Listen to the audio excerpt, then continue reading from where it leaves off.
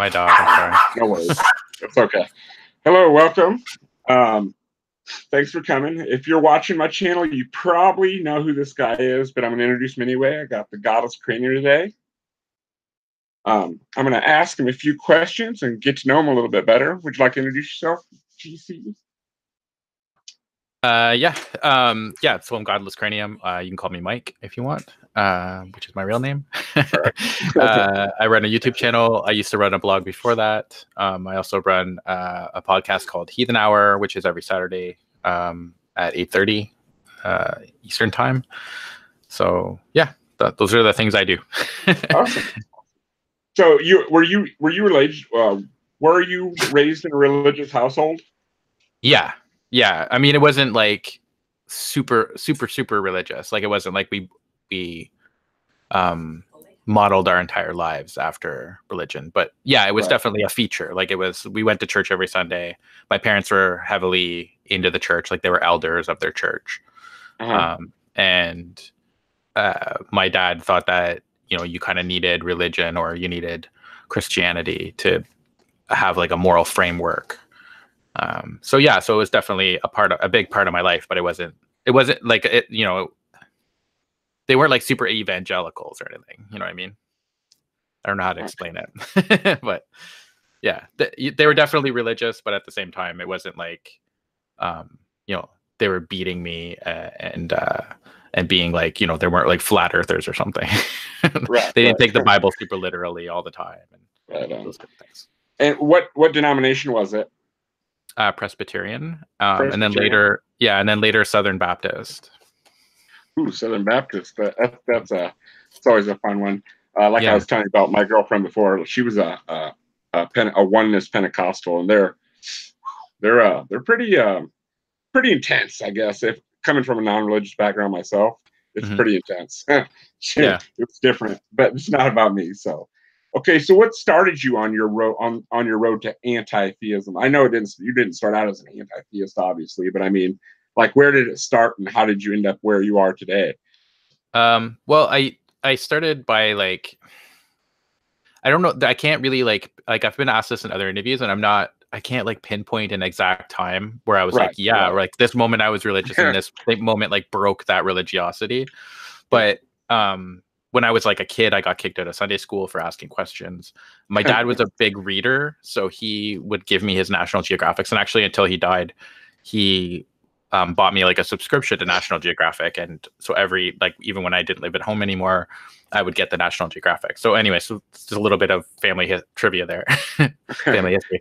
But a lot of the things that I was reading in the National Geographic didn't match with what they were telling me in Sunday school, right? So, what happened to the Native Americans, right? Like, how did they get left out of this Jesus thing?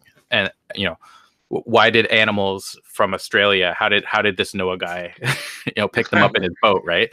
So there's just like things like that I would ask the Sunday school teacher because I was genuinely curious. And her name was Mrs. Armour, wouldn't answer them. And then eventually she told my parents that I was too disruptive and that I was going to lead kids to not believe. And so, I wasn't allowed to go to Sunday school anymore.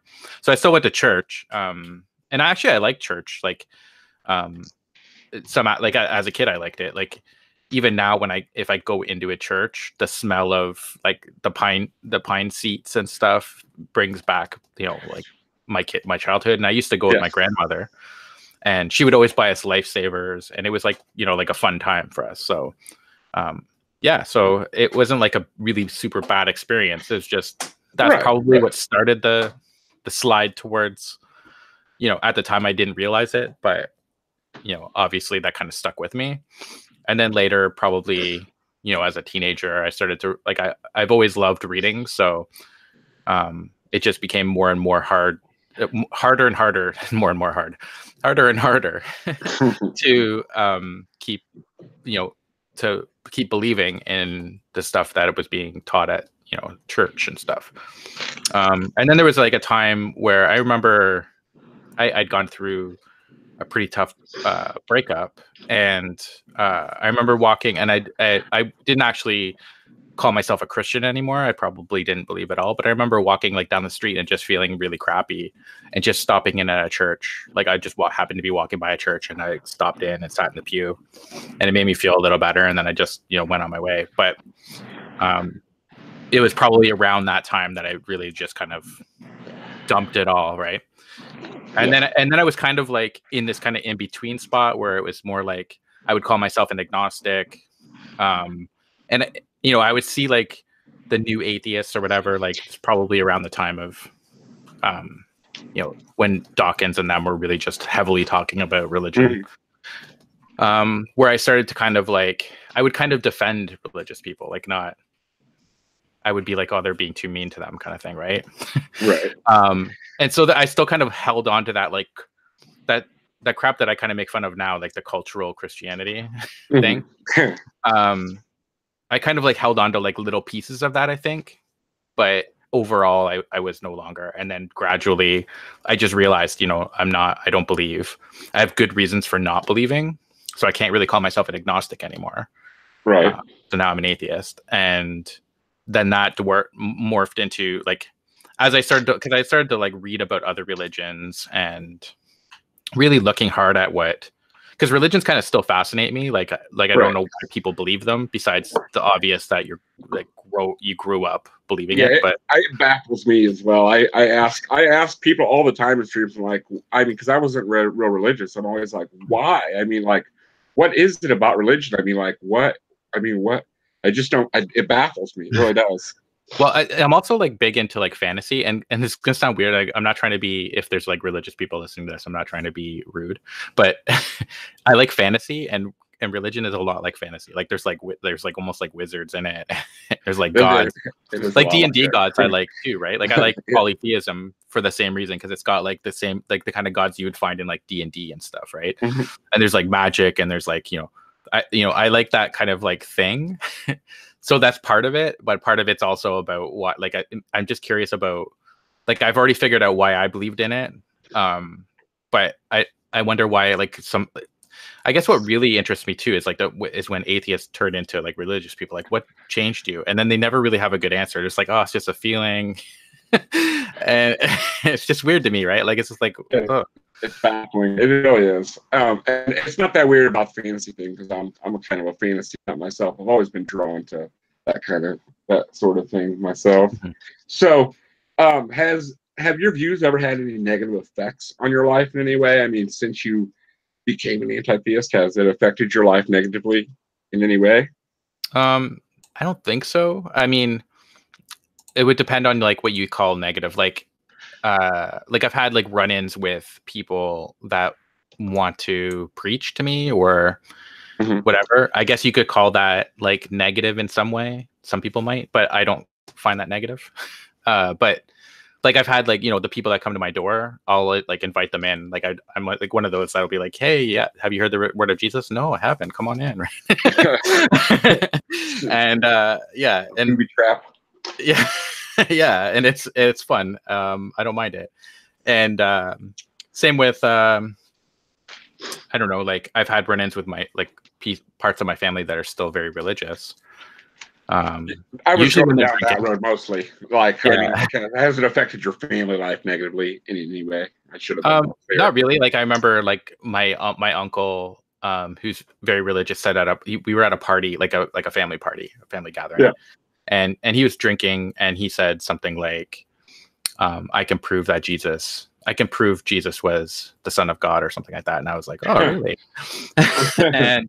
and he didn't see it coming. He just thought everybody would like nod their head, right? And he's like literally kind of like ran away from me after a little while. Like he's just like, okay, I'm out. And he's a smart dude. He's a teacher. And so and then I remember he went over to my mom and was like, your son has a really weird view on God and stuff. And my mom was like, yeah, Mike's a little weird in a lot of things. So, so yeah, there was that, but like, it hasn't had anything that's like, like it hasn't caused such a schism that I never talked to somebody or anything like that. So, right. So who were some of your early influences when you first like started delving into atheism, or when you first like maybe thought, well, maybe there isn't no God? Ooh. I'm still very heavily influenced when it comes to not ever, like, I hate having to say like I don't agree with them about everything, because who agrees with everybody about everything? But it seems like I have to make that distinction a lot of time. I got you. But I really like Sam Harris. I really like what he says about religion, and I think he's kind of funny when he does it. So, and I like that aspect of it. Yeah, I do too. Obviously, I liked Hitch, although I think sometimes he was a little abrasive, but that was part of his charm. I've never been a big Dawkins fan, or Dennett. I like watching his talks, not so much his books. I think he's completely wrong about free will as well. But so I guess those are like the original four. Ayan Hirsi Ali. I read her book. I also read a lot of like Bertrand Russell, and I've watched a lot of debates between William Lane Craig and Mr. X or whoever, right? So all of that. I've read a lot of blog posts, and just I guess a lot of things is just me like working through stuff on my own. Like a lot of it's just been like listening to like what are the Christian arguments, or what are the arguments for God, and then do they make sense, and is it a good reason to believe, right? So yeah, just the evidence for itself. I haven't found any good arguments yet, so yeah, neither have I. I'm still looking though.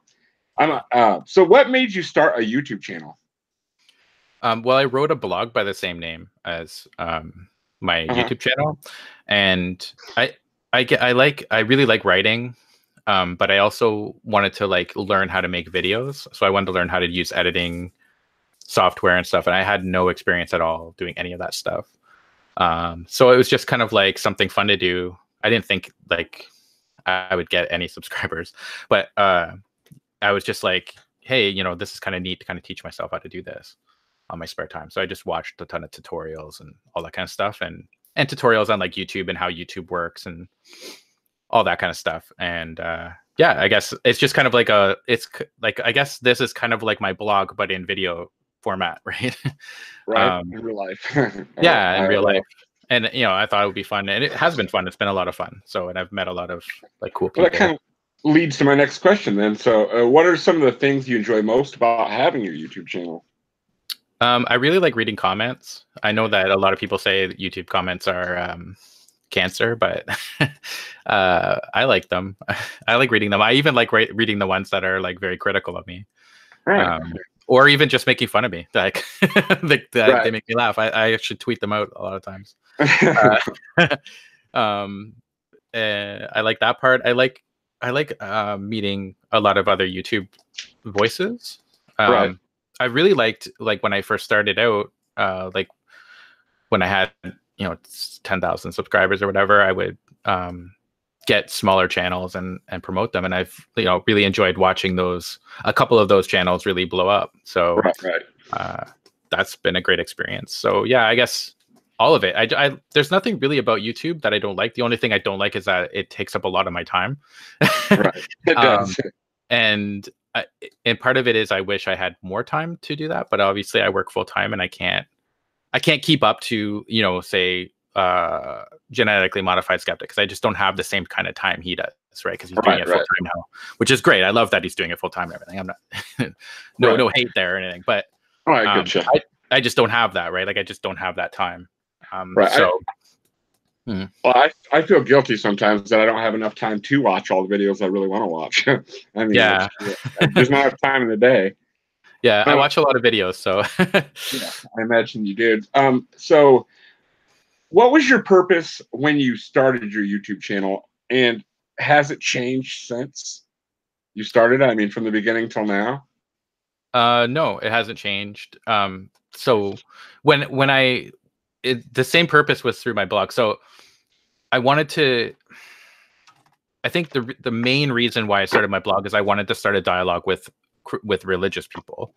and I wanted to show them, because a lot of religious people, like I've had people on my blog. I remember one gentleman who wrote a religious blog, and he used to read mine, and we just started talking like through DMs and stuff. And he said he's literally, he lives in Texas, I think, and he had never met an atheist, so he's never like talked to one. Oh wow. Yeah, and he was an older gentleman, but and so I was like, you know, this is great because I can show them that that atheists aren't all, or we're not a monolith, right? Like they're like, just because you meet one a-hole atheist doesn't mean that they're all like that. And that we all do have our own moral codes and our own way of thinking, right? So that was one big reason. And then two, because I'd noticed that like on YouTube, the loudest atheist voices were no longer talking about atheism. They were just talking about politics and anti-SJW stuff and whatever. And I wanted to not do that. So I thought there's a void there that could be filled. Yeah, and you haven't strayed from that path either. I like that about your channel. I do really enjoy that about your channel. Yeah, I've thought about opening a second channel, but again, the time constraint is really like the podcast alone takes up time, like booking guests and stuff, and then to do that would be very, very difficult. But yeah, there's a lot of like stuff I see online that I wish I could make. Like for instance, I saw like a Tim Pool video the other day, and it was talking about well, he made two actually that I watched that were just like horrible. And he was saying that like SJWism was like a religion, which it isn't. And he was just making like really bad points, and I thought, oh man, I wish I could like respond to this, but I could do it, but it takes away from, I think it takes away from my channel, because that's not what people sub to me for. If it's in the same kind of sphere, right? Like if it's like I don't know, I don't like flat earthism, but I mean it would fit in within the sphere of debunks that I'm doing, right? Or you know, magic or psychic stuff or something like that, right? But if it's you know, like political stuff, I don't really want to have that. And I do talk about politics in my videos, but it has to be in context with the main, you know. I actually have a question coming up that kind of ties in with what you're talking about right now. Okay. Actually, I'll wait to get to it, because that's when the heavier questions start. I mean, they're actually quite heavy. Actually, these are just kind of, you know, your generic get to know you kind of questions. Yeah. I do really love your sarcasm and your sense of humor. You remind me of me, to be honest with you. I mean, that's part of the reason I watch your videos. But I can tell, but by talking to you now, that you really aren't. You're not an asshole. I mean, you seem like you're a really good guy, and you'd be the kind of guy that would stop on the side of the road and help someone out if they needed it. I just get that vibe from you. You seem like a down to earth person. Yeah. Well, I am. You might run me over, but I don't know. No, I wouldn't run you over. I am very sarcastic when, like, I have a sarcastic sense of humor. So, and a lot of times I like make fun of people, but I don't make fun of them in. I have a line where I don't make fun of people for things they can't change about themselves. So like, or even some things that they can change about themselves. But I mean, like, say their physical appearance or something like that. I'm not going to make fun of that, right? Like, that stuff doesn't matter to me. But if they're saying something stupid, I have no problem making fun of them for that. But yeah. So, and I try to keep it the same with my blog as well. Like when I wrote my blog and when I do my videos, it's just more like a polished me. Like I try to keep the core that is me right there. So it's not like I'm playing a character. It's actually me, right? That's how I think. That's how I talk most of the time. I mean, like, because I mean, you watch some channels, and I mean, obviously they are playing a character, but I mean, I think you're just. I mean, you're way better at it than me, obviously, but you're just a voice behind an avatar, just like I am a voice behind an avatar. I'm still who I am. I don't change the way I talk. I don't think any differently behind the avatar. It's me. I mean, uncensored, but I mean, that's pretty much, you know. Yeah, it's me. If you asked me a question and I had time to like sit there and think about it and do research on it, right? Right. So like that's what I mean, like a polished me. Yeah. yeah, I get you. It gives you a chance to come up with a well thought out answer. Is what you're saying. Yeah. Would you consider yourself an activist? Yeah. definitely. Awesome. Okay. Um, this kind of goes back to you were talking about woo. I know you don't do what woo videos so much. I mean, it is in the same vein, but what do you think makes people latch on to silly ideas like homeopathy and flat Earth and crystals and breathing areas? I mean, do you think that's just another vein of a religion? No, I don't think it's like, yeah, I think it's the same, like religion is the same symptom of that. So, okay, so like religion is a symptom of a disease, right? Like, so like, and homeopathy and all them are the same symptom, like different symptoms of the same disease, right? Like, it's just like, all of us have blind spots, right? All of us, our brains don't, work properly. Like they work properly, but they're not meant to do certain things, right? So there's a lot of blind spots, a lot of things that we don't do, and a lot of times we do confirmation bias, right? Like, so if you're sick and you want to get better but you don't want to go to the doctor, then homeopathy all of a sudden seems good, and then you're like, okay, well, let's find things that agree with that so that I can convince myself that that's a good thing to do, right? Right. I think it takes practice to get to the point where you can, at least most of the time, say, I'm going to go into this with an open mind. I'm going to actually look at the research and see if it makes sense to do homeopathy, right? Right. And obviously it doesn't, but that stuff. And I think a lot of people also, and you find this in like a lot of religious videos, where they say something like, it's not as special if things aren't magical. Like, they might not say it that way, but that's basically their main point, right? Like, well, Right. if there isn't some kind of magical ending to this life, then this life doesn't mean anything, right? Or if it doesn't go on forever, right? Like, or if there's no soul, so there's no like magical soul, then all of a sudden it doesn't matter. Like, we don't matter, right? Like, it makes it more special, right? Like, that's what they think. So it adds something to them. But for me, it doesn't add anything. It's just kind of like, you're not really adding anything. You're just saying that something's magical, but you don't need to be magical. Like, you don't need to live forever for this moment to matter right now, right? So, exactly. I mean, when I hug my fiance, whether I have a magic soul or not isn't going to make that hug any less special or more special, right? It's still going to feel good. Exactly. So you're still going to get the oxytocin you need. Yeah, exactly. And that's another thing they'll do too, right? Like, they'll reduce everything into chemicals, right? Like, well, because you're a bag of chemicals, so that doesn't matter. Like, oh, you're just oxytocin, that's all. Like, yeah, just because we understand how something works doesn't mean it's not working, right? Right. It doesn't take away. It doesn't take away the magic of it either. I mean, I don't think that changes anything. I mean, spending an intimate moment with someone you love is no less magical because there's not real magic in the world, if you ask me. Yeah, I don't think there's any magic. But I mean, but if I find out, you know what I meant, like magic in that sense. I just meant like, the sense of well-being and such. Yeah, like, yeah, okay, like, if somebody's like saying like, okay, well, this is a magical moment, then yeah, I get that, right? Like, that's fine, like, whatever. but like, if they're talking about it like really like there's like this magic invisible being that lives inside you, no. And I work with people that have brain injuries, and I've known people that had I've known people before they had a brain injury and after they've had a brain injury, and they're like, they could be in many aspects of their personality are completely different. So they are very different, especially with like prefrontal lobe damage. Very, very much so. I've seen the same thing myself. So do you have a particular denomination or any preachers you think that are more dangerous here in North America? I'm not going to say America, but in North America, do you think that there are any denominations or preachers that are especially dangerous to us? Are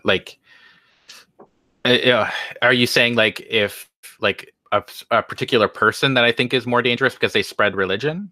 Is that what? Yeah, kind of like, are there any denominations or preachers you think that are especially, like Steve Anderson's and Matt Powell's and them kind of people? I think I was like one of the first people in like the atheist sphere to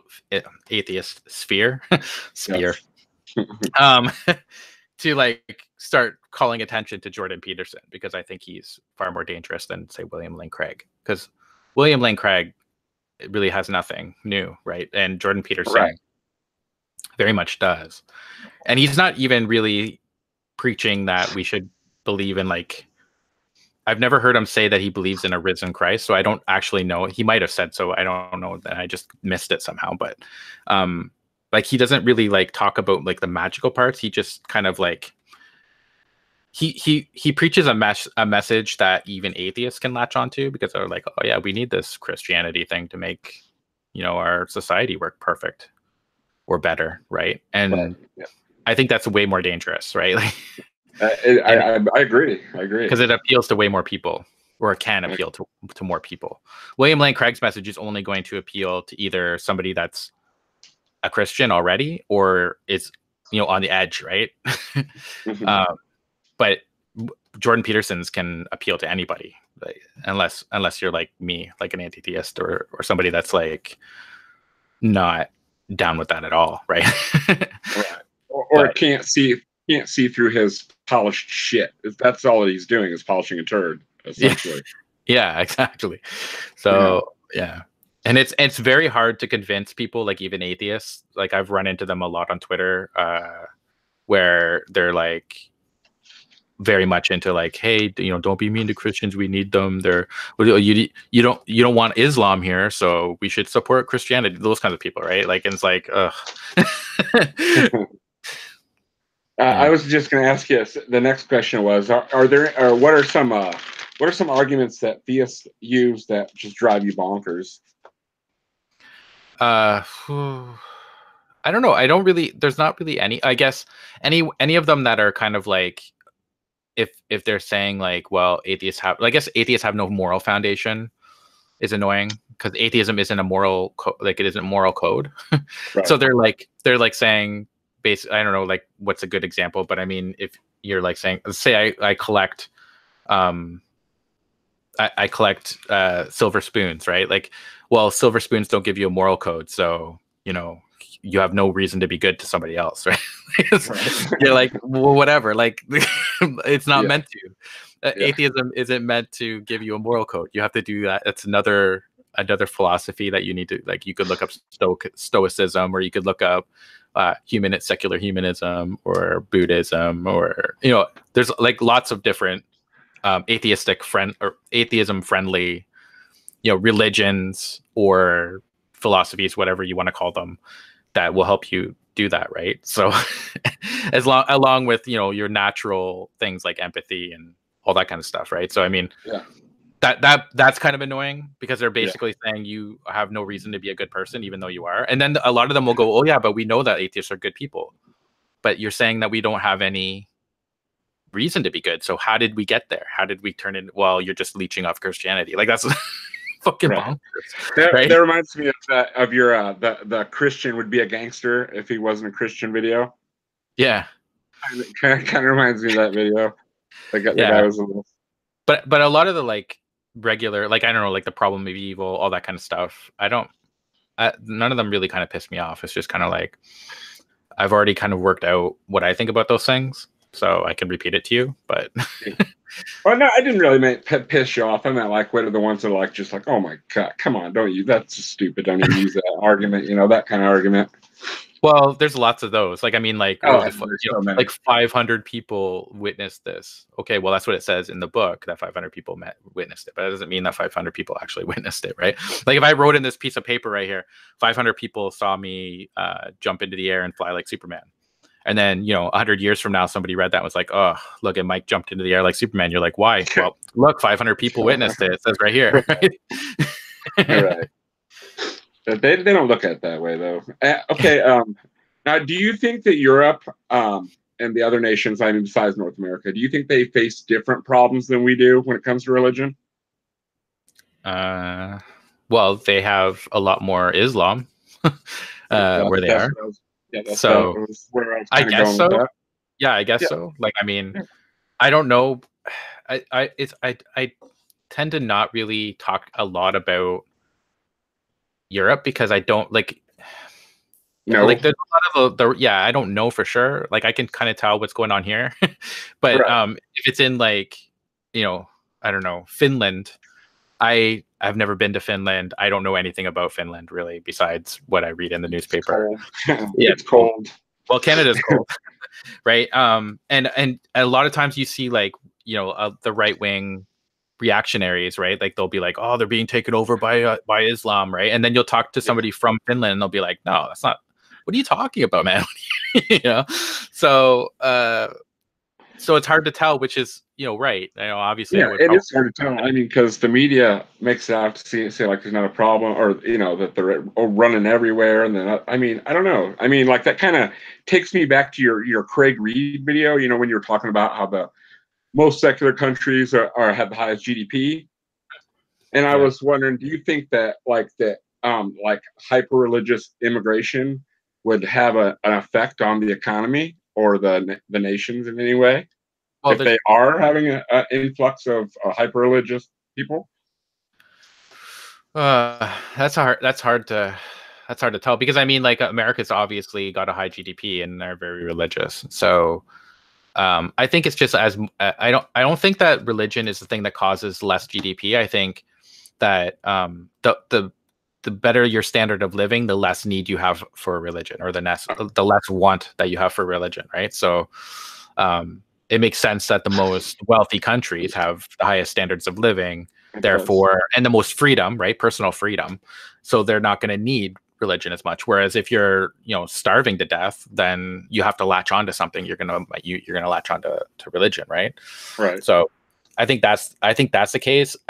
Now, if, you know, once you get to a certain point, if you don't live in like a secular country, or a country that protects its secularity, right, and you bring in a bunch of religious people, then there's going to be a tipping point, right? Like at some point, there's going to be more religious people than people that don't value secularism than there are secular people, and at that point, then you're in danger, right? So it's a balancing act, and I mean, immigration as a whole is a balancing act, right? Like you have to have so many people come in, but you can't bring in too many, because then you have a problem integrating, right? So yeah, so I mean, it's just a balancing act, I think. But I do think that a lot of the, like I said, like the right wing reactionary YouTubers and stuff like that take that way out of control, right? Like they're like, oh yeah, Canada's, I don't know how many times I've seen like Canada's burning, Canada's falling, you know, and I live in Canada. I'm like, what? I live close enough to Canada that I would think that I would have noticed something like the country being on fire. You know, I'm not that far away. And sometimes they're Canadians calling you or something, right? What do you think? So what do you think the silliest types of woo are? Like, I mean, like flat earthers or breatharian. What do you think the silliest ones are, and which do you think are the most dangerous ones that can be dangerous? I think the most dangerous ones are religion, because they obviously have a huge effect on societies, and we've seen it throughout history. But I think like the anti-vaxxer thing is really dangerous, because I think I just read an article. It was about, I forget where it was, but measles has gone up by like 30%, right? Because people have stopped vaccinating their kids, right? So that's friggin' dangerous. And certainly dangerous. Yeah, and we could see like the resurgence of a lot of the diseases that we have pretty much eradicated, right? So yeah, I think that's probably the most dangerous. I don't know what the funniest is. I mean, all kind of funny. Like I've run into, like, I used to have a friend actually that believed in Bigfoot, and that was pretty hilarious to me. He used to get like mad at me. And he wanted to take me Bigfoot hunting, but I moved away before I could do that, because I would seriously do that. But he told me like stories about how he was in like a cabin and they were hunting, like he was part of like a Bigfoot society or something, that they would go visit they would go literally out in the middle of nowhere in the north and like live in a cabin and try to find Bigfoot. And he told me a story about how like Bigfoot pelted their cabin with snowballs and shook the walls and stuff one time. It's probably a storm. I don't know, but he used to get mad at me and call me like super skeptical. Well, you are super skeptical, but I mean that's hard to believe though. Also, I mean, Yeah. put threw snowballs at my cabin. I think they got into the Molsons a little too much, to be honest Yeah. with you. Yeah, and like when people say stuff like to me, like I just naturally make fun of them, especially It's if they're hard my not to, isn't it? yeah, especially if they're my friend. I try to do it in a good natured way, but Right, yeah. right. No one's safe from criticism. I don't care if you're my best friend or not. No, but I've gone like ghost hunting and stuff, and I've always I still would. I think that stuff's fun. Like I like that kind of thing. But it is interesting, and like okay, now you said earlier you're into fantasy and stuff. You sound a lot like I am. I mean, like I would love magic to be real, man. I think it'd be fucking fantastic if magic was real, but it's just not, unfortunately. So do you obviously you have other hobbies than YouTube? What are some of your other hobbies? Well, I work a lot, so I work like 6 days a week, and so yeah, so the only day I get off is Sunday. I like I used to be really big into martial arts. I don't do it so much anymore. I wouldn't mind getting back into that actually. But that stuff, when summer comes around, I like biking and rollerblading and stuff like that. My dogs, my family are like, usually I'm trying to spend time with my family when I'm not working or working on a video. Gaming, anybody that follows me on Twitter would know. I love my video games. I used to play D&D. I used to GM, but I've kind of again, with time constraints with YouTube and stuff, I just kind of let that drop away. But I wouldn't mind getting back into that. I'm still a member on like Roll20 and stuff. And I think it would be kind of cool to like play some games with subs and stuff. I think that would be hilarious. But I do go on like Destiny 2 and play with subs and stuff. That's cool. That's cool. Yeah. So do you think that's a big part of your YouTube channel? I've noticed you're quite vocal. I mean, you talk to your subs a lot. Do you think that's an important part of being a YouTuber, is staying in touch with your crowd, so to speak, with your fans? Fans is a weird word, with your viewers or whatever. Yeah, I get it. I hate when sites have it that you're called a follower. I hate that. Right. But yeah, I do think it's a big thing. And I think like I've noticed when I first started, I remember like a couple of YouTubers that I would either collaborate with or I would talk to, and we would like, we were just starting up, so we're like, hey, what's the best way to get views and all this kind of stuff. Mm-hmm. And some of them have gotten bigger, right? And I've noticed like a change in how they act, right? Like they act like they're something special, right? And I don't like that, right? So I don't want to ever be like that. So yeah, I think it's very important for me to like, and I don't do enough of it because again, I don't have the time because of work. Like I know I've caught crap on my Discord because I don't go on my Discord enough. You're not on very often. Yeah, and that's true, right? Like I get that, like, but I just don't have the time, right? You work full time, you gotta. I mean, you do, and I'm sure your fiance would not like it very much if you spent any more time than you already do on the computer. I'm sure. Yeah, no, sure she would pretty cold up there in Canada. Yeah, she definitely would not like that. Yeah. So sure get pretty cold up there. It's a balancing act. So that's life in general, isn't it? I mean, it's all about a balancing act, isn't it? Yeah. Now, this is a kind of a sillier question. Do you think that like the Kent Hovens and Ken Hams are as dangerous as the Matt Powells and Steven Andersons? Do you think they're just as? Do you think they're just foolish? I mean, do you understand what I'm asking? You think they're the mainstream theists compared to YouTube theists? Is that what you mean? I kind of meant like they're just their approach to the approach they take to apologetics. Well, I definitely don't think that Matt Powell is he's not dangerous. I mean, he's dangerous in the sense that he's a loony, but that's what I mean. I think the Ken Hams and the Kent Hovens might have a bit. They have quite a following for some unknown reason. I don't know why.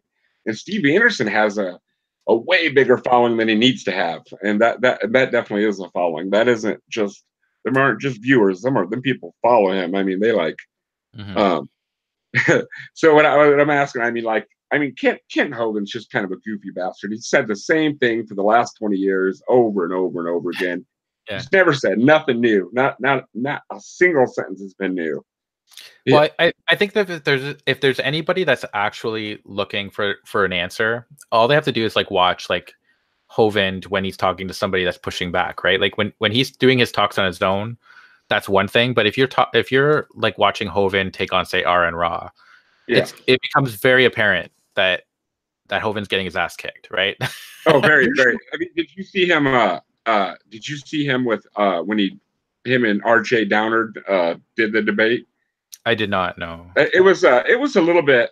He was just like I mean, because RJ was just throwing shit at him. Like, I mean, he was giving him the gish gallop in reverse, and it was quite funny to watch. I have to admit, it was. Yeah, but I think like the Matt Powells of the world, I think a lot of people follow like the subscribers he has are probably like I sub to a lot of like crazy channels just because I keep an eye on them, right? So Right. like they're hate watching, right? So that doesn't mean that I don't know how many of his followers actually like believe in what he's talking about. I mean, I've had him on Heathen Hour and is ridiculous, right? Like so I mean, there's always going to be people that believe in ridiculous, crazy things, but I don't think that they're a huge threat. I mean, Hovind, I think Hovind and Ham are more of a threat than Powell, but I think Jordan Peterson's way above both of them. Oh, yeah, I think you're right too, because he speaks in such a polished way that, like you said, like the uneducated, or I shouldn't say uneducated atheist, but maybe an atheist that's a little bit more gullible and doesn't really listen to what he's saying might be snagged by one of his traps. So to speak. I'm gonna hate myself for saying this, but Jordan's right in some of the things, right? Like when he's talking about like Christianity will give you this framework for living your life. It does, right? It just gives you a shitty framework, absolutely. Right? And there's a lot of atheists out there that a shitty framework looks better to them than no framework, right? So I think that's a failure, right? Like on our part, like not on our like personally, but I mean on atheist part, that we have to like start looking at that and saying, okay, why is this guy so compelling to so many people? And it's, is it just stupid people, or is it actually that he's making a point that's compelling to them? And he is, I think. So then we got to say, okay, well, then what can we put forward? And like I said, like there's tons of other things that you could look at, right? Like secular humanism, stoicism, and a lot of people, a lot of atheists, like myself included, kind of combine them, right? Like I don't really call myself a secular humanist, but I'm good with secular humanism thought, and I'm good with like stoicism, and both of those combined would probably be my two biggest influences, right? Like, right. And that was even before I even knew about stoicism. Like I didn't even know what it was called, but I mean, like a lot of Stoic thought, and Stoics were theists, right? So, right. But I mean, I don't know. Was Diogenes a theist? Yeah, I believe like, well, actually, I'm going to learn a lot more about it tonight because I'm having Tim Whitmarsh on, who wrote a book about it. So, well, heck yeah, I'm gonna have to watch. I'm gonna have to watch because I'd like to know myself. Because I didn't think Diogenes was a theist. I think like the school of Stoicism was like there was Epicureans, Stoics, and there was another branch I can't remember. Skeptics. I think those were the three branches that were like very influential, and Stoics and skeptics were like basically like diehard agnostics, because they would be like, you can't know anything for sure, so you have to be skeptical about everything. And then Stoics were theists, and Epicureans were actually like theists as well, but they were the most atheistic, like in today's atheist thinking, right? They were the most like us in that regard. Right. So they kind of like didn't believe in a monotheistic God, and they didn't believe that like in the main gods of that day. So they were often cited as being non-believers, but they actually weren't. They did believe, but in their own kind of thing. So yeah, but I mean, if you take like the thoughts that they had, like the philosophical thoughts they had, and you would like integrate them in, you don't need all the theistic crap, right? Like you can just take out the parts that you want. You can do the same with Christianity, right? Like you can take out parts of Christianity. Like, I don't know, like if love thy neighbor resonates with you, then you could use that without having, you don't need the God part, right? Like just cut it out. So yeah. Kind of pull a Thomas Jefferson on the Bible. Kind of Yeah, how like I guess. took what he wanted out and just left the rest behind. Yeah. Now I asked you before we started. We've been going for about 44 minutes, and I know you got to eat and you got to get ready for your other podcast. So I got a couple more questions for you. Sure. I wanted to ask if I seen you tweet about your job. Would you tell me about your job a little bit? Yeah. Yeah, I work with the deafblind, so I'm called an intervener, and basically, so I just act like the eyes and ears for people. Also help them like plan their days if they want to do stuff. How are we going to make it happen? Like if they want to plan a trip or do something cool, or that kind of thing, as well as like just live happy normal lives like everybody else wants to. So yeah, that's my job. It's an awesome job. Yeah, it's hilarious. It's probably a very rewarding job. I was telling you earlier about the medical field. And do you have any specialized medical training, or is yours all on the sociology side? Yeah, it's all like in the sociology. Yeah, I'm not a medical. I mean, besides like first aid and stuff like that. Oh, the normal thing. Like, do you have to take their vitals or anything like that, or? Yeah, I have to no, like their meds and stuff. Yeah, not really take their vitals.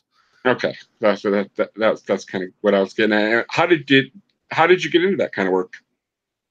Well, I went to school, and at the time when I went to school, I was a courier driver, and I liked it. Like I like driving a lot, so that part's cool. And I liked talking to people and stuff, but it didn't feel like it was something that was fulfilling to me. Like it was just like I didn't hate the job, I liked it, but at the same time, it wasn't something I wanted to do for a career. And so I went to school, and while I was in school, I was working with a brain injury place. Not working, sorry, volunteering. Volunteering at a brain injury place. And I just really liked working with those people. And then I did my placement at a teen center, and I got hired on there. So I worked at a teen center for a while, and then I found the job that I'm at now. And I fell in love with the client, the guy that I worked with, who I still work with, has like this amazing sense of humor. And I remember I went on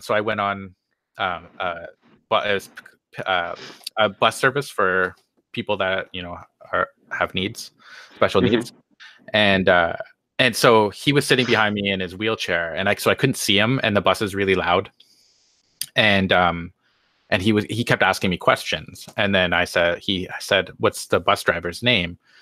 And I said, I forget her name, but it says Debbie, right? So I said, Debbie. And he's like, pardon? And I'm like, Debbie.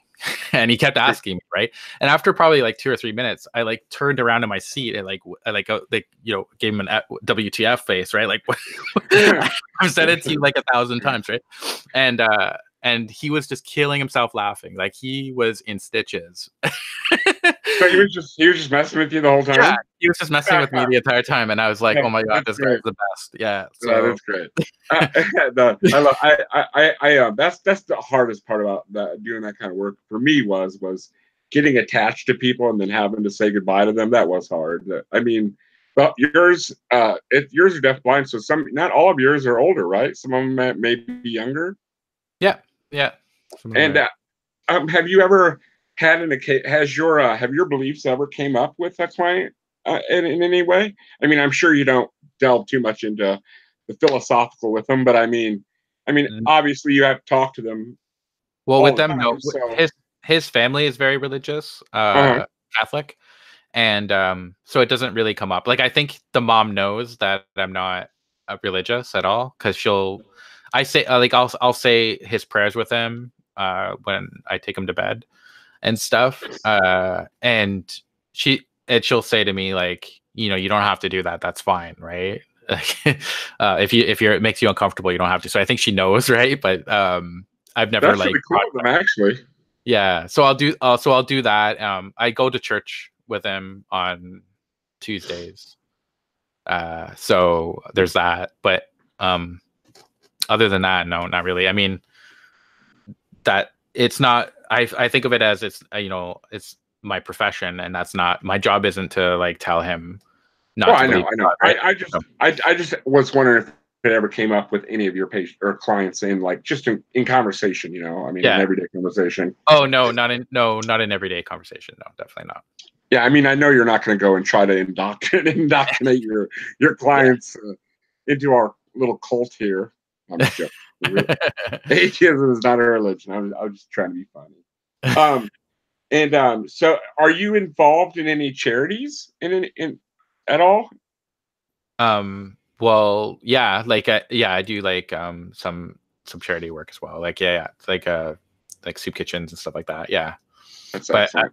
But I don't have it, like I said, I don't have like a super huge amount of time. So it's fallen off a little bit. I used to do a lot of Meals on Wheels and stuff like that. Because that stuff's pretty awesome. And a lot of times the people that get the Meals on Wheels, they don't see anybody else. So you're the only person they see for that week, kind of sad, but at the same time, it's rewarding. So yeah. Well, I'm sorry. I'm sorry, Nassim Dadi. I can't let you on. It's not an open panel, sir. I did have a question from someone back. By the way, Neil wanted me to tell you hello. I know. And let me find it. It was a good question, though. Can't remember who asked it. It was someone from your camp, I believe. I mean, not you. I mean, one of your viewers, Mark, maybe it was.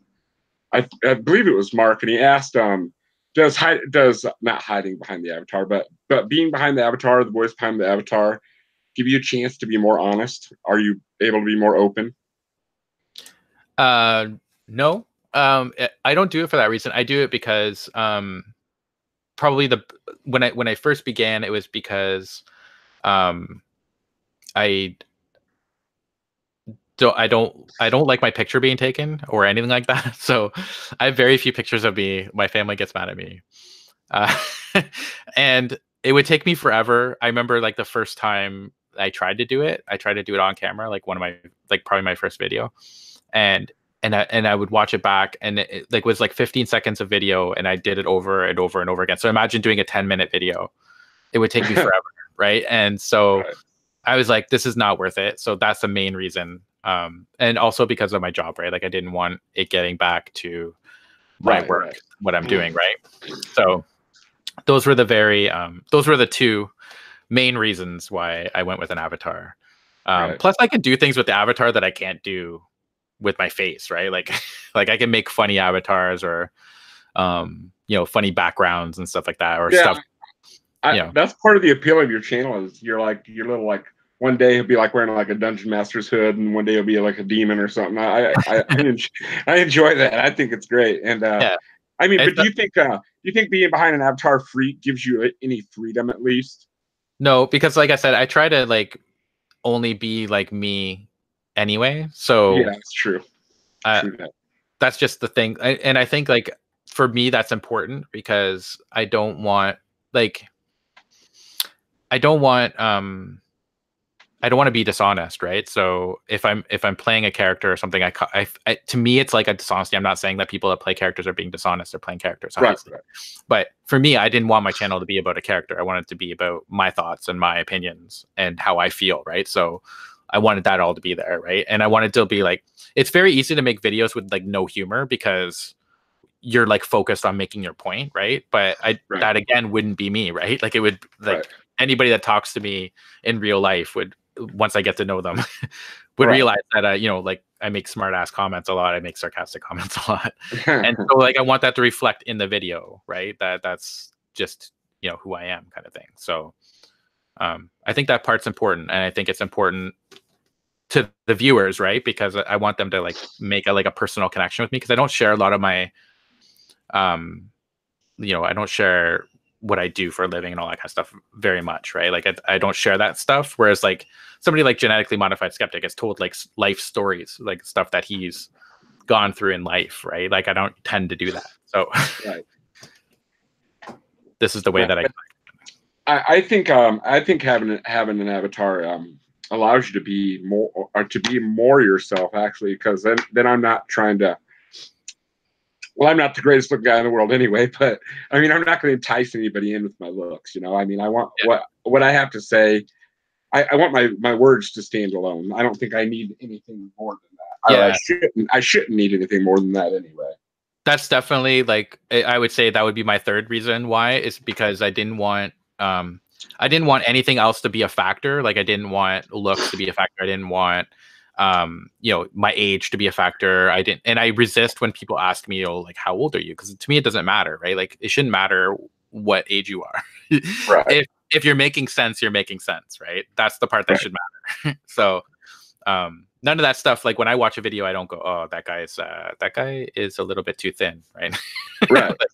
It shouldn't matter, right? Or yeah, I mean, but people do it. Unfortunately, people really do make blanket calls on just people's appearances.